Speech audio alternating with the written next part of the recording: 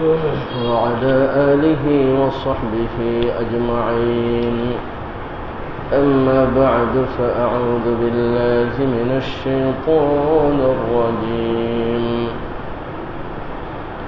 بسم الله الرحمن الرحيم.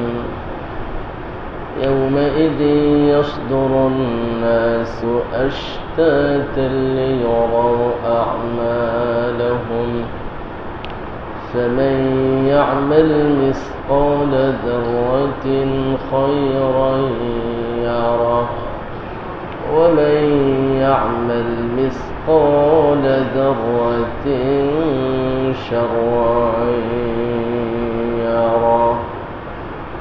صدق الله العظيم.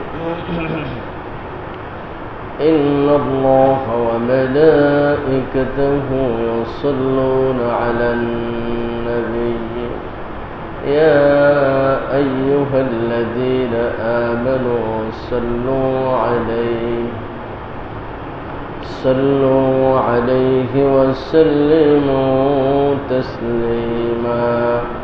اللهم صل على محمد وعلى آل محمد كما صليت على إبراهيم وعلى آل إبراهيم إنك حميد مجيد.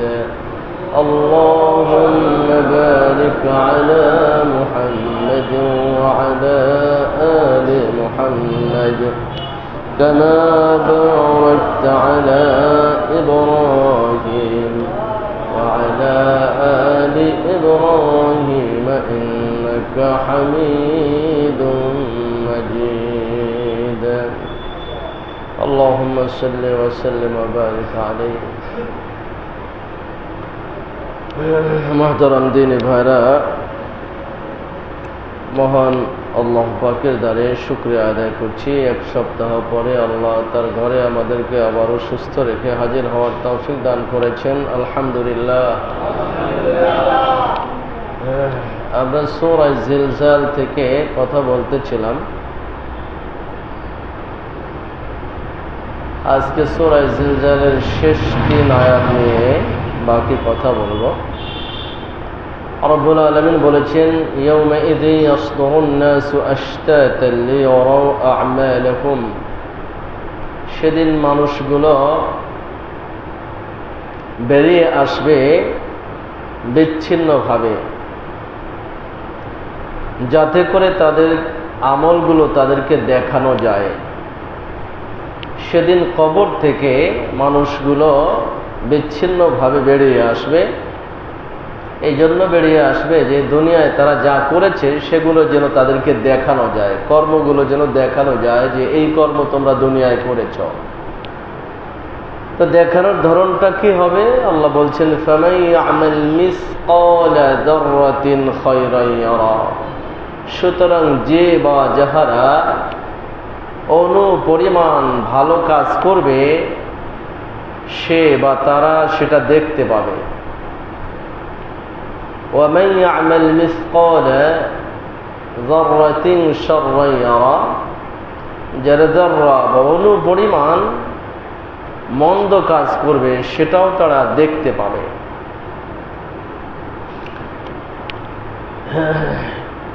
এই সূরা যখন নাজিল হলো এবং আল্লাহর হাবিব আলাইহিস সালাতু ওয়াস সালাম এই সূরাটা তেলাওয়াত করলেন,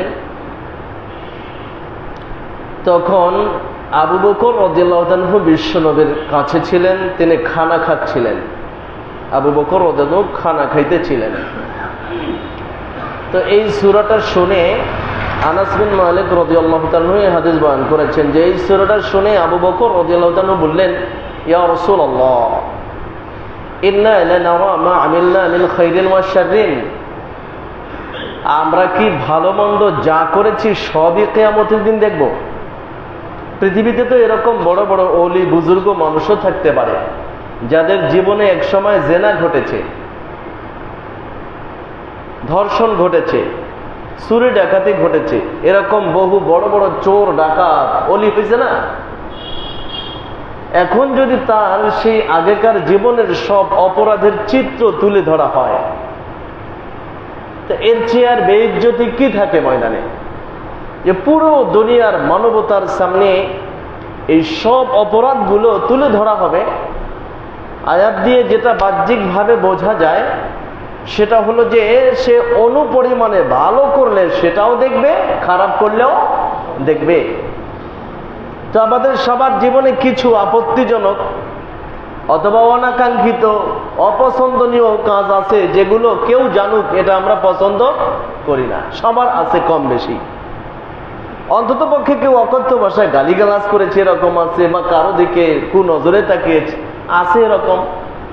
এখন এইগুলো সব যদি একজন দিনদার বুজুর্গ আল্লাহওয়ালা মানুষের জন্য সব ময়দানে ছেড়ে দেয়া হয়, তো আবু বকর রাদিয়াল্লাহু আনহু বলছেন সবই দেখবো সেদিন আমরা, এগুলো এরকম দেখানো হবে সব।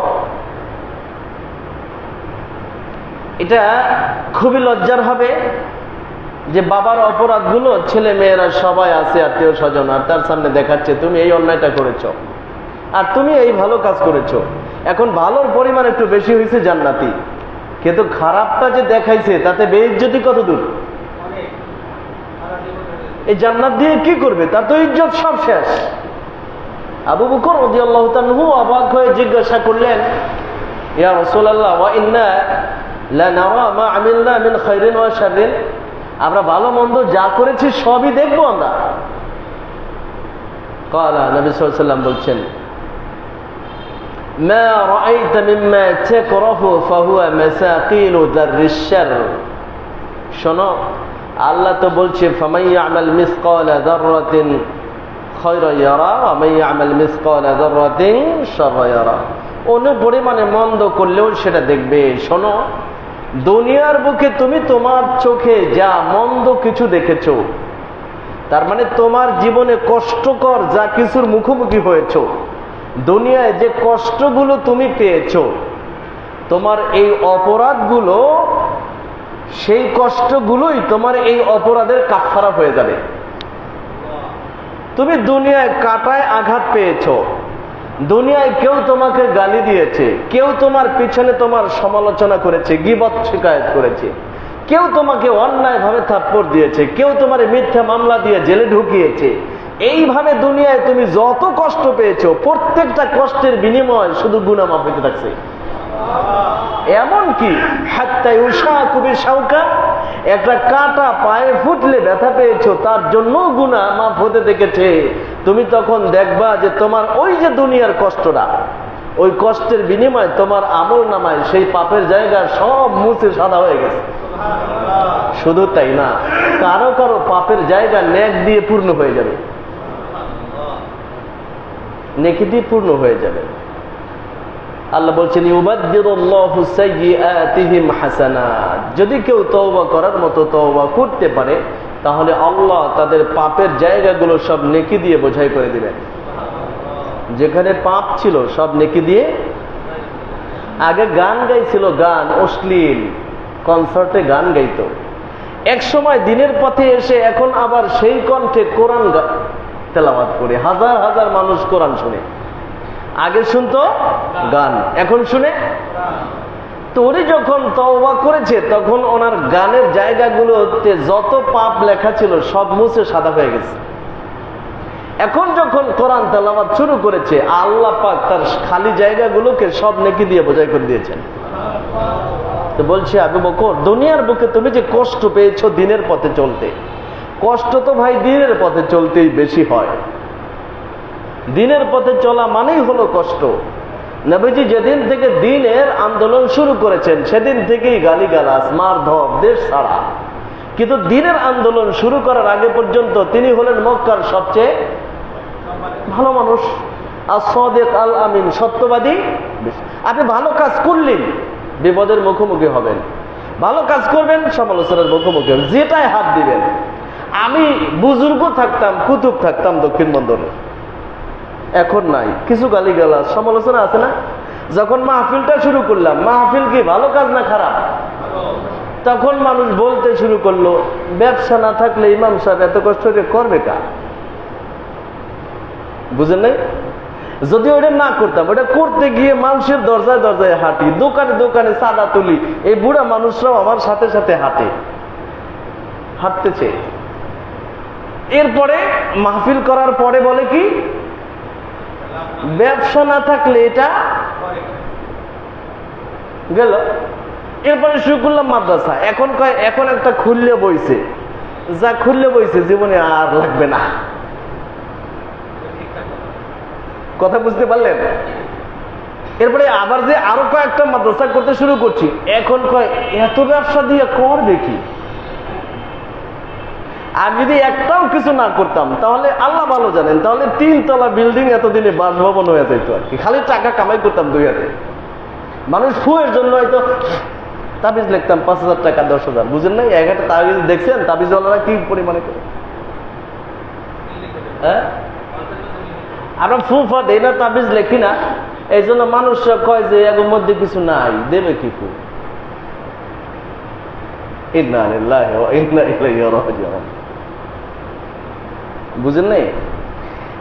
তো আপনি যখন দিনের পথে চলতে যাবেন, ভালো কাজ করতে যাবেন, তখনই শুরু হবে আপনার কষ্টগুলো, মানসিক কষ্ট, সামাজিক সমস্যা, এগুলো মাথায় এসে দাঁড়াবে।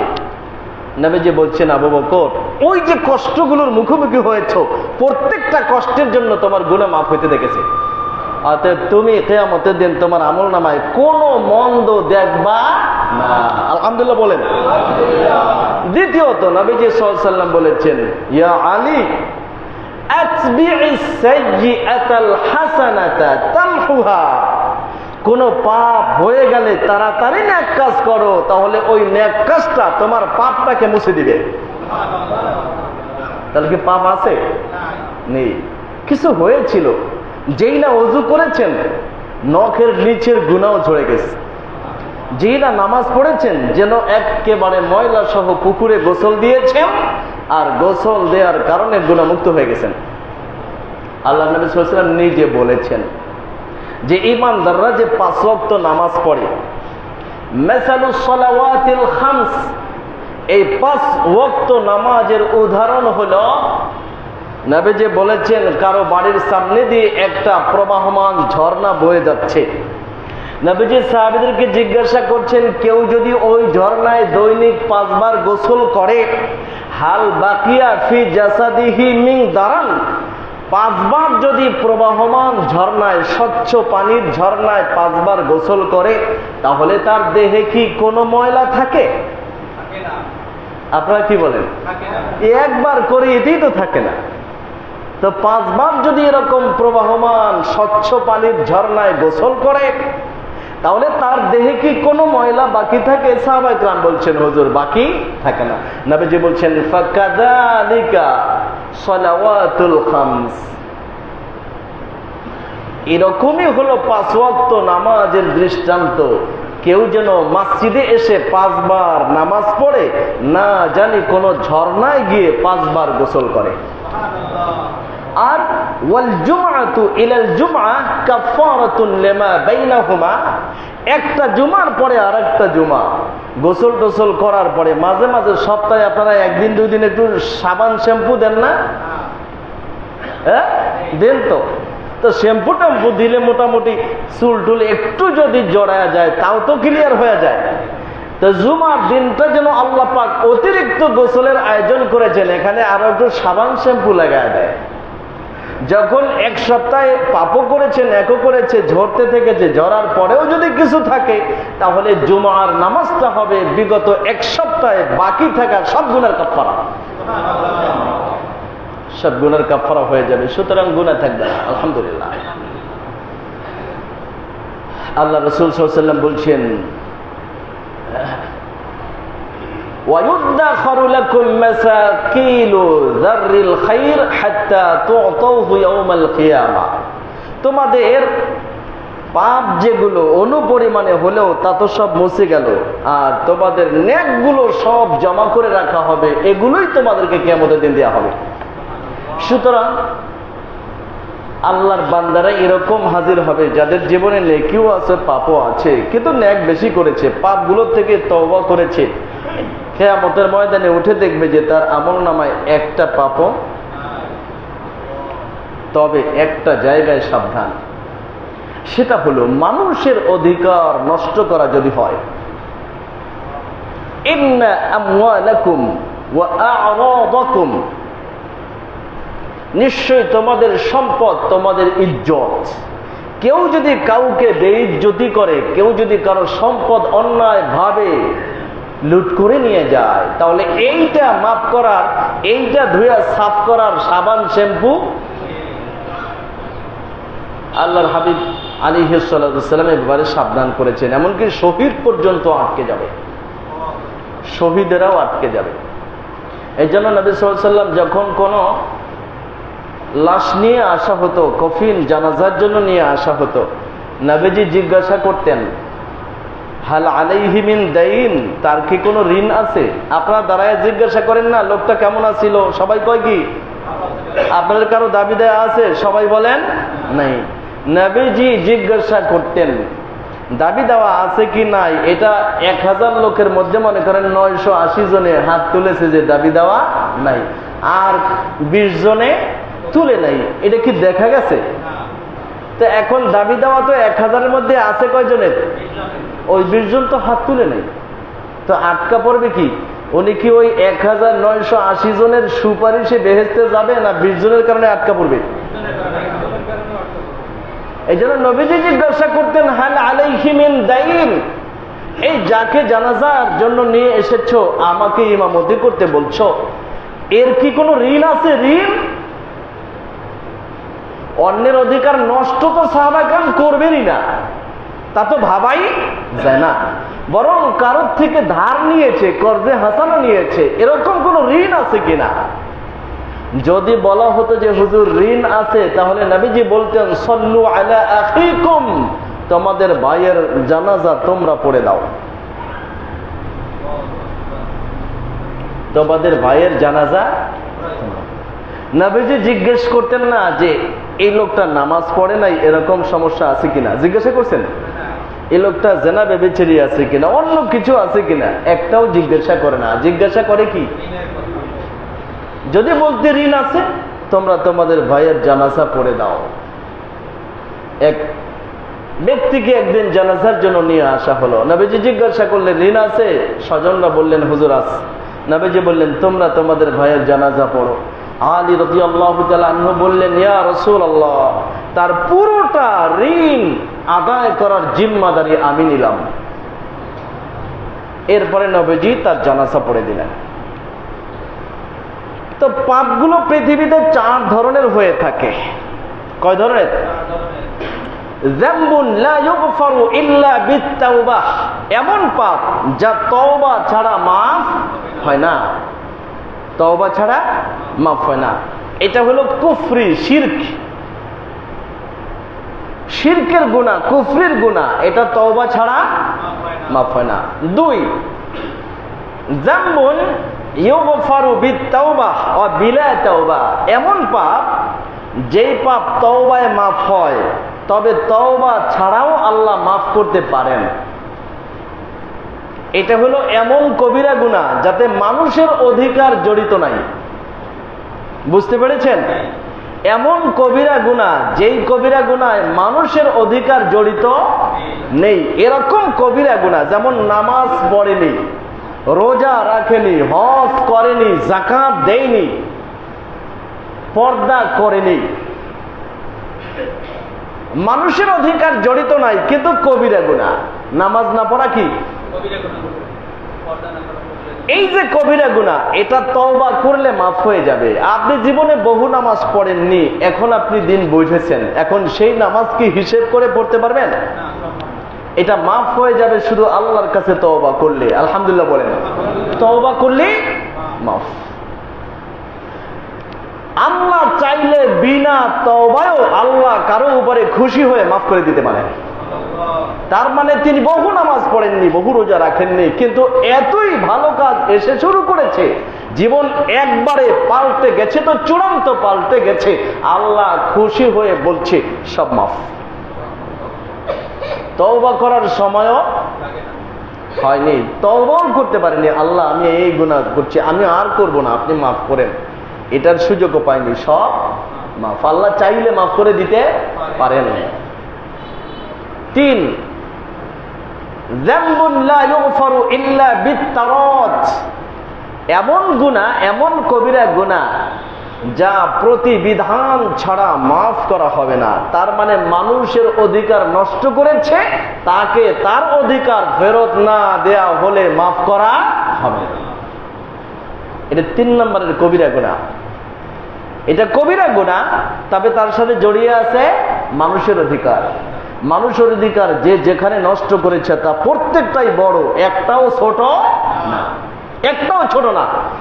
1,00,000 বার তওবা করলেও, আস্তাগফিরুল্লাহ বললেও এটা মাফ হবে না। শুধুমাত্র আপনি একটি মানুষকে অন্যায়ভাবে একদিন একটা ধাক্কা দিয়েছেন, শুধুমাত্র অন্যায়ভাবে একটা মানুষের পিছনে গিয়ে একটু গীবত করেছেন, একটু তার দোষ বলেছেন, অথবা বলেছেন লোকটার হাঁটার ধরন ভালো না, এটাও একজন মানুষকে অন্য মানুষের কাছে অপমান করা হয়েছে, এটা মানুষের অধিকার।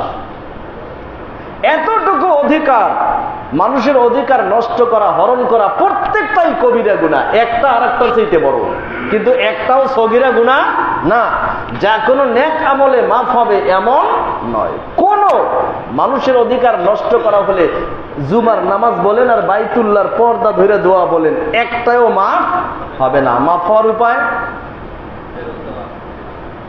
যে মানুষের জন্য দোয়া করবেন। যদি কেউ কোনোদিন কাউকে কষ্ট দিয়ে থাকেন যে তাকে বলা যাচ্ছে না, গীবত করে থাকি আমরা, আমি মাঝে মাঝে দোয়া করি, আল্লাহ যে ভাইদের গীবত করেছি তাদের মাফ করে দেন, তাদের উচ্চ আসন দেন, তাদের সম্মান বাড়ায় দেন। এটা কেন জানেন?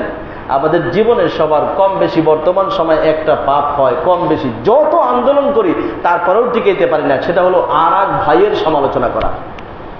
কিছু মানুষের তো মজ্জাগত অভ্যাস, যারে ধরবে তার কাছেই গীবত করতে শুরু করে দেবে সারাদিন। এই কাজটি আমরা করছি, এটা ভয়ানক অপরাধ, আল্লাহ মাফ করবেন না। এটার জন্য মানুষের কাছে মাপ চেয়ে তার অধিকার তাকে পৌঁছে দিয়ে তারপরেই আল্লাহর কাছে মাপ দিতে হবে। যামবুন ইউগফারু বিল হাসানাত, 4 নম্বরে সগীরা গুনাহ, যা নেক আমল করলেই মাফ হয়ে যায়। সুতরাং সব অপরাধ আমল নামার থেকে মুছে যাবে, কিন্তু ওই 3 নম্বরের অপরাধ যেটায় মানুষের অধিকার নষ্ট করা আছে, এটা মাফ হবে না। এতে হজমরা যতবার করি না কেন, যত দান সদকা করি না কেন, মানুষের অধিকার নষ্টের অপরাধ মাফ করা হবে। এটা কিয়ামতের দিন দেখতে পাবে। দেখতে পাওয়ার পরে নবীজি বলছেন, মানিল মুফলিস, ও আমার সাহাবীরা, তোমরা কাকে সবচেয়ে বেশি নিঃস্ব মনে করো? কিচ্ছু নাই, তোমরা কারে এরকম নিঃস্ব মনে করো? বলছে হুজুর, যার টাকা পয়সা দিনার দিরহাম কিচ্ছু নাই আমরা তাকে মনে করি। বলছি না না, আল মুফলিস, নিঃস্ব মানুষ কিয়ামতের দিন ওই লোকটা, মান আতা বিসালাতিন ওয়া সিয়ামিন ওয়া সাদাকাতিন, অনেক নামাজ, অনেক রোজা, অনেক দান সাদাকা নিয়ে কিয়ামতের ময়দানে উঠবে, কিন্তু লোকটা শাতামা হাযা, কাযাফা হাযা, আখাযা মালা হাযা। নবীজি বলছেন সে লোকটা ওই মানুষটাকে অন্যায়ভাবে গালি দিয়েছে, ওই মানুষটার গীবত করেছে, ওই মানুষটার বিরুদ্ধে মিথ্যা অপবাদ দিয়েছে, ওই মানুষটার সম্পদ অন্যায়ভাবে হরণ করে নিয়েছে। এই যেই পাপগুলো আছে, অনেক নামাজ রোজা নিয়ে কিয়ামতের ময়দানে ওঠার পরে এই মানুষটা যাকে যতটুকু ক্ষতি করেছে, আল্লাহ তার নেক কেটে কেটে তাকে অতটুকু দিতে থাকবেন, দিতে দিতে তার সব নেক শেষ। পাওনাদাররা চিৎকার করবে, আল্লাহ আমি তো পাইব, সবই তো দিয়ে দিলেন, আমি পাইব, সবই তো দিয়ে দিলেন। আল্লাহ বলবেন অপেক্ষা করো, এবারে সব দেওয়ার পরে পাওনাদারকে দেওয়ার মতো কোনো নেকি থাকবে না। অথচ উনি নেককার বান্দা না, নামাজি তো, তাহাজ্জুদ গুজার, আওয়াবিন ইশরাক, তাসবিহ তাহলিল সব আছে, কিন্তু এখন কিছুই ঘটিতে কিচ্ছু নাই, সব শেষ হয়ে গেছে অন্যকে দিতে দিতে। এবার পাওনাদার বাকি রয়ে গেছে, আল্লাহ আমি তো পাবো, ঠিক আছে দিচ্ছি। এবারে তার আমল নামার থেকে পাপ নিয়ে নিয়ে ওনার মাথায় চড়ানো হবে। এতে করে পাওনাদারকে পাপের পাল্লা হালকা হয়ে যাবে, নেকির পাল্লা অটোমেটিক ভারী হয়ে যাবে। আর এই লোকটা বিশাল পাপের বোঝা নিয়ে ময়দানে আল্লাহর আদালতে হিসাবের পর কোথায় বলেন কোথায়? কিন্তু নেক কাজের অভাব ছিল না। না, ফামান ইয়ামাল মিসকালা যাররাতিন খায়রান ইয়ারা ওয়া মান ইয়ামাল মিসকালা যাররাতিন শাররান ইয়ারা। সব মানুষ একটু বিন্দু পরিমাণ ভালো করলেও দেখবে, খারাপ করলেও দেখবে, তবে নিশ্চিত ভালো সব দেখব। কিন্তু আল্লাহ যদি আমাদের কবুল করেন, সবাই বলেন আমিন, আল্লাহ যদি আমাদের মাফ করেন আর আমরা সেভাবে তওবা করে নিজেদেরকে গড়াইতে পারি, তাহলে আমরা ইনশাআল্লাহ আমাদের আমলনামায় একটা গুনাহও দেখব না, একটাও দেখব না। রাজি আছেন? আমরা একটাও দেখতে চাই না, আমলনামায় কোনো গুনাহ দেখতে চাই না। যদি মানুষকে কষ্ট দেয়া, মানুষের অধিকার হরণ করি, মাফ চেয়ে নিন। যদি এমন হয় যে তার কাছে বলাই যাবে না, পরিস্থিতি এরকম যে আমি তাকে এমন খারাপ কথা বলেছি তার ব্যাপারে, উনি বললে আরো কষ্ট পাবে, তাহলে না বলে ওনার জন্য খালি কান্নাকাটি করে দোয়া করবেন, তাহলে আল্লাহ আপনার এটাকে তার কাফারা বানায় দিবেন। কিন্তু কারো টাকা পয়সা অর্থ নেই, এগুলো যদি থেকে থাকে তাহলে কোনো মাফ সেটা তাকে দিয়ে দিতে হবে। তো পাপ আমরা সব দেখব না, হয়তো এমনটা হতে পারে যে আমরা পাপ দেখব না, আল্লাহ মাফ করে দিবেন। আর কিছু মানুষ পাপ দেখবে, নেকও দেখবে, তবে যদি নেকির পাল্লা একটু ভারী হয় তাহলেই আল্লাহ তাকে জান্নাতে দিয়ে দিবেন। আল্লাহর হাবিব সাল্লাল্লাহু আলাইহি ওয়াসাল্লাম বলছেন, আবু বকর, তোমাদের জন্য শুধু নেকিগুলোকেই জমা করে রাখা হবে, পাপগুলো এভাবে মুছে দেওয়া হবে, আর কিয়ামতের দিন নেকির পাওনাটাই তোমাদেরকে দেওয়া হবে। এই আয়াত দুটো, শেষ আয়াত দুটো নাজিল হওয়ার ইতিহাস হলো আল্লাহর হাবিবের দুজন সাহাবী, এরা আল্লাহ যখন কোরআনে আয়াত নাজিল করলেন, ইউতঈমুনা আত-তাআমা আলা হুব্বিহি মিসকিনান ওয়া ইয়াতীমান ওয়া আসীরা, তারা ইয়াতীম মিসকিন এদেরকে খাবার দেয়, বন্দি মুক্তি করে, এসব ভালো ভালো আমলের আল্লাহ পাক প্রশংসায় আয়াত নাজিল করলেন, ইমানদারদের প্রশংসায়। তো দুজন সাহাবী এরা বললেন যে আসলে আল্লাহ তো বড় বড় আমলের কথা বলেছেন, বড় বড় পাপের জন্য শাস্তির কথা বলেছেন, বড় বড় নেকের জন্য আল্লাহ জান্নাতের কথা বলেছেন, ছোটগুলোর জন্য তো আর কিচ্ছু বলেন নাই। একজন তার কাছে যদি ভিখারি আসতো তাহলে কিছু দিতেন না, একটা খেজুর দিয়া, এটা দিয়ে আর কি হবে, একটা টাকা দান করে আর কি হবে, যাও মিয়া যাও, দান করার নাই কিছু, অল্প আছে দিচ্ছে না। উনি চিন্তা করছেন এতটুকু ছোট আমল দিয়ে আর কি হবে। আরেকজন আবার, সেই লোকটা ছোট্ট ছোট্ট গুনার ব্যাপারে সাবধান হতেন না, বলে ছোট কাম তো, আমাদের সমাজে আছে না, হুজুর ওটা কি কবিরা গুনাহ? প্রশ্ন করে, কবিরা গুনাহ? কবিরা গুনাহ না হলে তো করা যাবে নাকি? হ্যাঁ, আরেকজন উনি ছোট ছোট পাপকে মোটামুটি কেয়ার করতেন না, যে বড় পাপের জন্য আল্লাহ জাহান্নামে দিবেন, ছোট পাপের জন্য তো আর কিছু হবে না।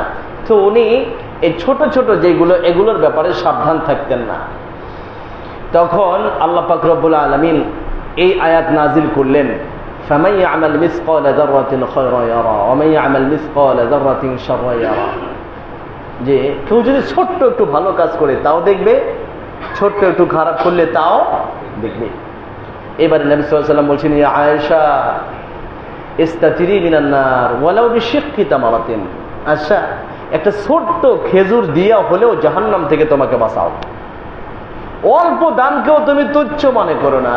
মনে করেন যে মসজিদ বানাবেন, কেউ লাখ টাকা, 50,000, 20,000, 10,000, 5,000 দিয়েছে, আর কেউ দিছে 5 টাকা, এটার কি কোনো দাম আছে?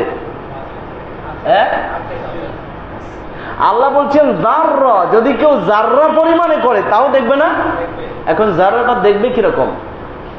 আল্লাহ বলছেন লা ইয়াযলিমু মিসকালা যাররাহ, আল্লাহ কারো উপরে জাররা বা অণু পরিমাণে আমলের ব্যাপারেও জুলুম করবেন না। লা ইয়াযলিমু মিসকালা যাররাহ, জাররা পরিমাণে নেক বা পাপ থাকলেও সেখানে আল্লাহ কারো উপরে জুলুম। ওয়া ইন তাকু হাসানাতান ইউযাইফহা ওয়া ইউতিহি মিন লাদুনহু আজরান আযীমা, যদি সে ওই জাররা পরিমাণ ভালো আমল করে, ওয়া ইন তাকু হাসানাতান, ওই যাররা অনুপরিমাণ এটা যদি ভালো আমল হয়, ইউদাইফা, তাহলে আল্লাহ পাক ওই যাররাটাকে বাড়াইতে বাড়াইতে বাড়াইতে বাড়াইতে বিশাল পাহাড় পরিমাণ বানায় তাকে দিবেন। কেন দিবেন? যাররা শব্দটা শুনেন, যারা আমি বারবার বাংলা করি অনু, যাররার ব্যাপারে মুফাসসিরদের কথা হলো, যাররা শব্দের অর্থ হলো পদার্থের এমন কোন ক্ষুদ্র ইউনিট যা চোখে দেখা যায় না। কেউ বলেছেন মাটিতে হাত রাখার পরে হাতের সাথে বালুর যে ক্ষুদ্র ক্ষুদ্র কণাগুলো চলে আসে, এমনকি কতগুলো চোখেও দেখা যায় না, এই ক্ষুদ্র কণাটাকে বলা হয় যাররা। তা মানুষ এত ছোট পরিমাণেও যদি কেউ আমল করে, নেক আমল অথবা পাপ, পাপ করলে ওইটা ওই পরিমাণই থাকবে, যাররা পরিমাণই থাকবে। কিন্তু নেক যদি হয়, আল্লাহ বলছেন ইউদাইফা, তাহলে আল্লাহ যাররাটাকে বাড়াইতে বাড়াইতে পাহাড় বানায় দিবেন। এটা আমাদের জন্য রহমত, আলহামদুলিল্লাহ বলেন। আল্লাহ শুধু চাচ্ছেন আমরা যেন জান্নাতি হয়ে যাই, এটা উপায় তার। ছোট্ট পাপ করেছে, ওইটা অতটুকুই থেকেছে, জীবনে ওই বাচ্চা আর বড় হয়নি, বুঝলেন? ওইটা ওইটুকুই থেকেছে। একটা ছাগলের বাচ্চা কিনে আনছে, 10 বছর লালন পালন করে মোটেও বড় হয় নাই, যতটুকু অতটুকু। আরেকটা ছাগলের বাচ্চা কিনে আনছে, লালন পালন করার পরে কয় মাস পরেই বাচ্চা দিছে 2টা, আবার কয় মাস পরেই বাচ্চা দিছে 2টা, আর আগের 2টায় আবার 2টা। বলেন তো, এরকম যদি এই একটা ছাগল 1000 বছর পর্যন্ত সে বাচ্চা দেয় আর তার বাচ্চারা বাচ্চা দেয়, কয়টা হবে মনে করেন? কয়শো হইবে? বিলিয়ন। রব্বুল আলামিন বলছেন তোমরা যা আল্লাহর পথে দান করবে, কামাসালি হাব্বাতিন, তার উদাহরণ হলো একটা শস্য দানা, আম্বাতাত সাবআ সানাবিল, যে দানাটা মাটিতে রাখার পরে সেখানে 7টা শীষ হয়েছে। ধানের গাছ হয় না, একটাই হয়েছে কয়টা? বেশিও হয়, বেশি হয় না? আল্লাহ এটা একটা উদাহরণ দিয়েছেন যে একটা দানা বপন করেছো, তার মানে আপনি একটা ধান আল্লাহর পথে দান করেছেন। ভিখারি ধানের সময় হয়েছে, মাদ্রাসার চান্দা দিতে আসছে, আপনি দিচ্ছেন কি পরিমাণে? একটা ধান দিচ্ছেন। এই দাঁড়াও দাঁড়াও, ছাত্রদেরকে ডাইকে কয়টা দিচ্ছেন? এরকম কম দেয়, এরকম আছে মানুষ। এই একটা হাদিস শুনবেন, অবাক হবেন। তাই আপনি একটা ধান দিচ্ছেন, আপনি গরিব মানুষ, দেওয়ার নাই, কিন্তু শুনছেন আল্লাহ বলছে মিসকালা যাররাতিন খায়রান ইয়ারা, অনুপরিমাণে ভালো কাজ করলে তাও দেখতে পাবে। একটা ধান কি যাররার চাইতে বড় না ছোট? কয় হাজার যাররা হবে একটা ধানে। ওই যে তুচ্ছ বালির কণা, একটা ধান হইতে কতটি লাগবে? তাহলে ধানটা কি কম না বেশি? কিন্তু আপনার কাছে আল্লাহ চাচ্ছেন আমাদেরকে। আপনি একটু ধান দিয়ে দিচ্ছেন, এই নাও তোমাদের বস্তার মধ্যে কয়টা ধান দিচ্ছেন? আল্লাহ বলছেন তোমার একটা ধান এবারে আমি রোপণ করেছি, এটার 7টা শীষ হয়েছে। ফি কুল্লি সুম্বুলাতিন মিআতু হাব্বা, আমি আল্লাহ তো চাষবাস করতেছি, ধানে এটা কোনো রিপু লাগে নাই। কথা বুঝতে পারলেন? চাষ করে কে? আল্লাহ। চাষ করলে এটা রিপু লাগে কোন সময় না, এটা রিপু লাগে নাই, জমিনে ভাইরাস হয় নাই। একটায় 7টা হয়েছে, 7টার প্রত্যেকটার মাথায় হয়েছে 100টা। বলতেছেন কে? তাহলে একে কয় হলো? একে 700 হলো 3 মাসে। কয় মাসে? আপনি মোটা ধান রোপণ করে 3 মাস পরে কাটবেন না, তাহলে একে একটা ধানে 700 হলো 3 মাসে। আচ্ছা, এই 3 মাসে 700 হলো একটাই, এই 700 আবার যদি জমিনে ফালান তাহলে 3 মাসে কতটা হবে? বুঝতেছেন না মনে হয়? আমি বলছি না, এই হিসাব দিছে কে? আচ্ছা, সেইটাই আবার 3 মাস পরে আবার ফলবে না? সেইগুলো সব ফালাইলে একটাও মারা যাবে না, প্রত্যেকটায় কমপক্ষে 7টা, আর প্রত্যেক 7টার মাথায় কত করে? আচ্ছা, এতে বলেন তো একটা ধানে 1 বছরে কতগুলো হবে? আপনাদের সিজন হলো ধানের একটা, আর আল্লাহর সিজন 12 মাস। আলহামদুলিল্লাহ বলেন। লাহুম আজরুন গায়রু মামনুন, সূরা 3 পড়ছেন আপনারা? লাহুম আজরুন গায়রু আমি এমন পাওনা দিব যা বন্ধ হবে না, কন্টিনিউ 12 মাস। মসজিদ যাচ্ছে, জুমার দিনে দান করেন, বেশি দান করেন তাহলে বেশি হবে আর কি, ফলন বেশি হবে। এই জন্য বেশি বেশি দান করেন। আমি কিন্তু 10 টাকার নিচে দান করি না, বেশিরভাগ সময় 20 টাকা করি। আপনারা কম কম করেন না, কিয়ামতের দিন কিন্তু আফসোস করবেন যে আরো করলাম না কেন। আপনারা সবাই যদি 10 টাকা 20 টাকা দিতেন তাহলে কয় হাজার টাকা উঠতে মসজিদে? হ্যাঁ, বেশি উঠবে। আপনারা বেশি বেশি দান করেন। করবেন কি দিয়া? টাকা যাবে না তো আমাদের সাথে, এটা যাবে, এটা থাকবে। যাক, আচ্ছা বলেন তো, 1 বছরে 4 বার ফসল পাইলেন, কয়বার? 4 বার। এরকম যদি 1000 বছর পর্যন্ত, কিয়ামত হইতে মনে করেন 1000 বছর আছে, 1000 বছরই আল্লাহ পাক আপনার ওইগুলোকে গ্রাজুয়ালি বাড়াইতে থাকবে। বলেন তো কয় হাজার টন হবে? কত হাজার টন? এক ধানে। রব্বুল আলামিন বলছেন, ওয়াইন তাকু হাসানাতান, তুমি যাররা পরিমাণ নেক আমলকে কখনোই তুচ্ছ ভাববে না।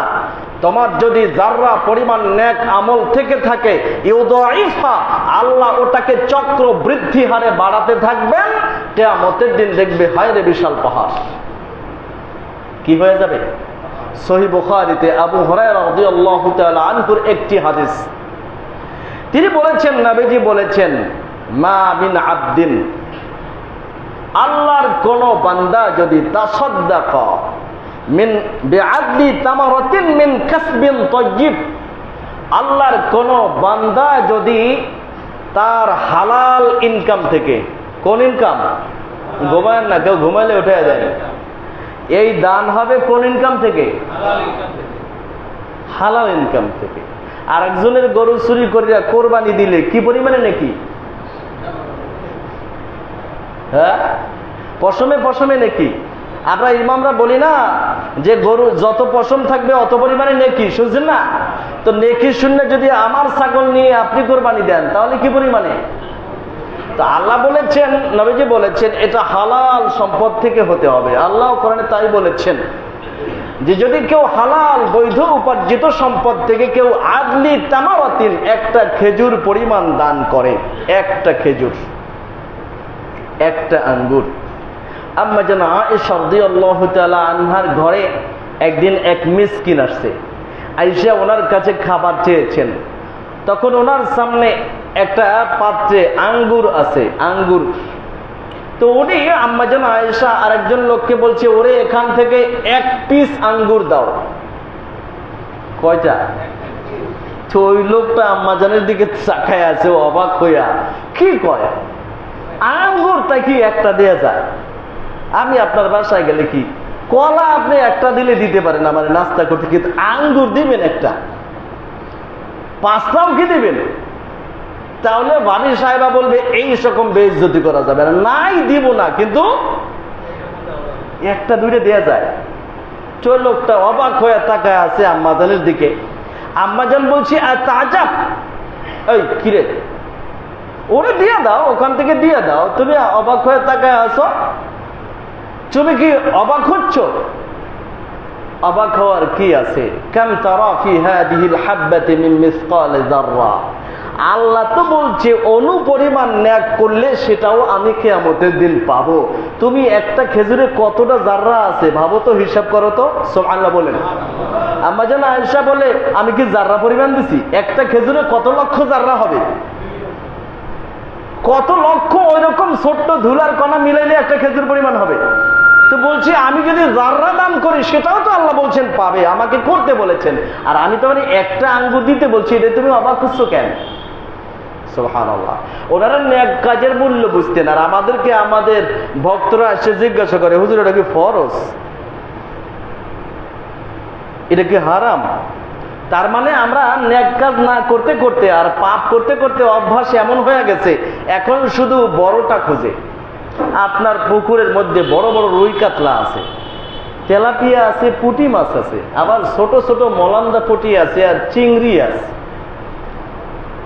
আপনি যখন রুই কাতলা ধরছেন তখন সবগুলো উঠছে, তো রুই কাতলা সব উঠে ফলা দিলে বাকি ওই চিংড়ি মাছ, পুঁটি মাছ, তেলাপিয়া, এটা যদি মানুষ নিয়ে যায় তাতে আপনার কোনো সমস্যা আছে? আপত্তি করবেন? হ্যাঁ, করবেন না? 1 কেজি মলান্দা একজন নিয়ে যাক আপনাদের পুকুরে, ছাড়বেন তো? কেন? বড় বড় রুই কাতলা পাইছেন, 10 লাখ টাকার মাছ বিক্রি করছেন, তারপরেও ছাড়তেছেন না কেন?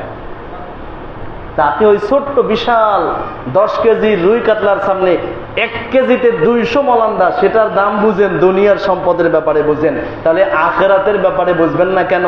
এরকম 1টা 2টা 10টা মলান্দা মিলতে মিলতে 1 কেজি হবে, 1 2 3 কেজি মিলতে মিলতে 1 মন হবে, কয়েক মন মিলতে মিলতে 1 টন হবে, তখন ওই মলান্দার দাম কি ওই কাতল একটার চাইতে বেশি না কম? ছোট্ট ছোট্ট নেক আমল মিলতে মিলতে এক সময় পাহাড় হয়ে যাবে। কোন আমল কি তুচ্ছ ভাবার নয়। আমরা সেটা করছি।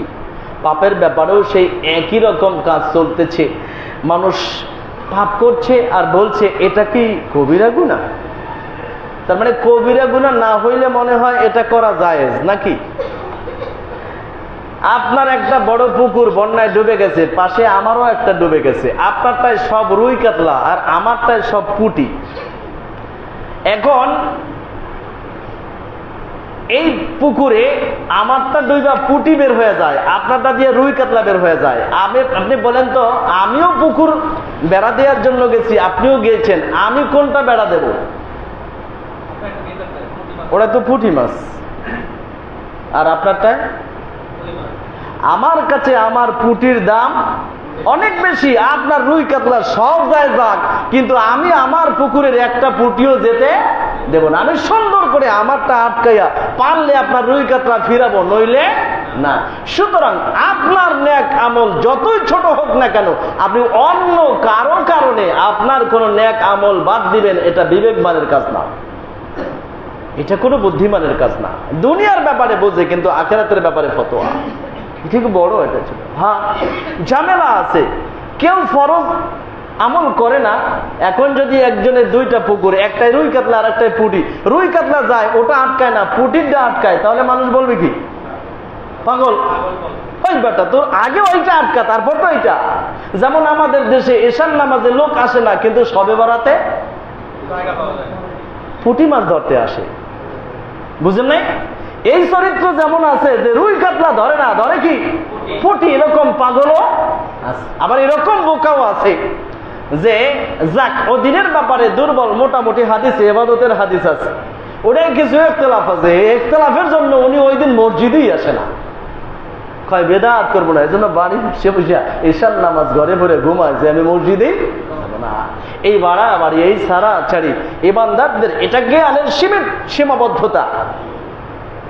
আল্লাহ বলছেন তোমরা ছোট বড় নেক আমল যা করো সব দেখতে পাবে, কিন্তু আল্লাহর শুকরিয়া, আমরা যদি পাপ কাজ করি তাহলে আমরা দেখবো না, আল্লাহ সেটা মাফ করে দিবেন ইনশাআল্লাহ। আল্লাহ সেটা মাফ করে দিবেন।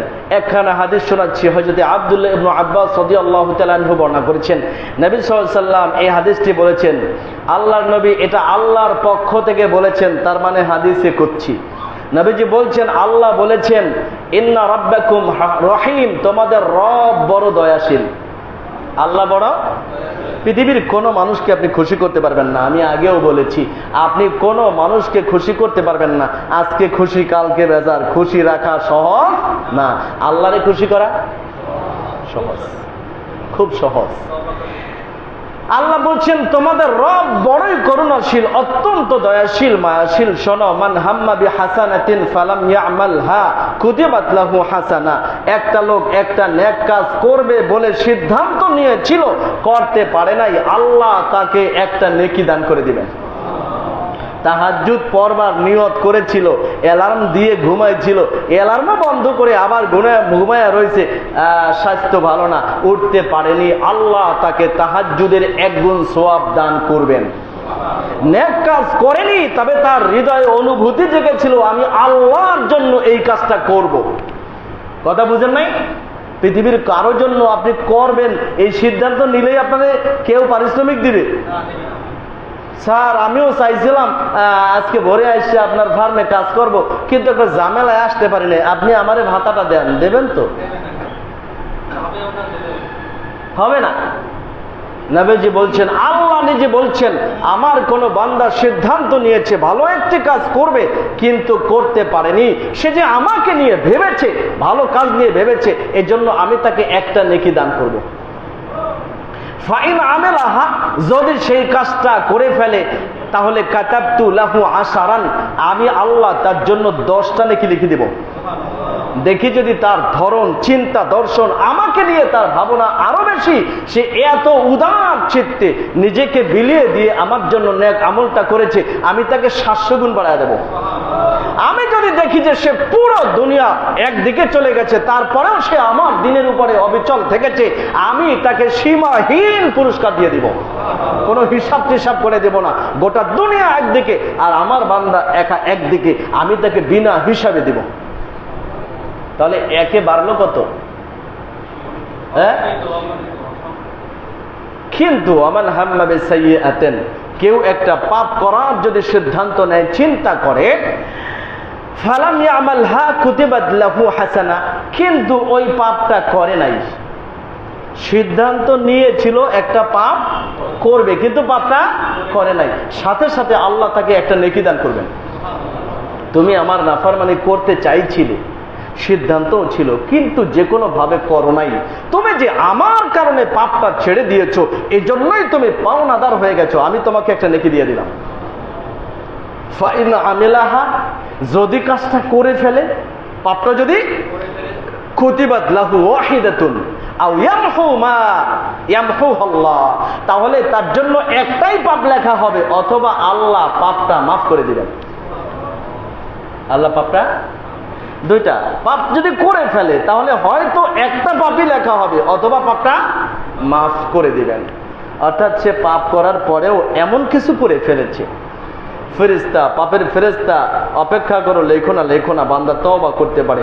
আর মনের মধ্যে চিন্তা হয়ে গেছে, আল্লাহ আমি এটা করলাম কেন, যতই ছোট হোক না কেন, পাপ তো ছোট পাপ, আমি করলাম কেন, আল্লাহ মাফ করে দেন, সাথে সাথেই মাফ।